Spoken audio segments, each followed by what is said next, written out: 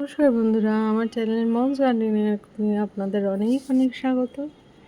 এই যে আমার বিবেকানন্দ জবা ফুটেই চলেছে রোজ একটা একটা করে। আর এই যে আমার আদরের সূর্যমুখী, প্রথম মুখ দেখিয়েছেন ইনি একজন। রাতের আলোতে একটা ছোট্ট ভিডিও করে রেখেছি, তবে ভাবলাম একটু দিনের আলোতেও ধরে রাখি। প্রথম ইনি ফুটেছেন, দেখা যাক এখন পরপর সবাই ফুটবেন। ইনি ফার্স্ট হয়েছেন, এরপর ওনাদের আসার অপেক্ষায় রইলাম। আর এই আমার বিবেকানন্দ জবা রোজের মতো একটি একটি করে ফুল দিয়েই চলেছে। দেখুন পাতাটা কি বড়।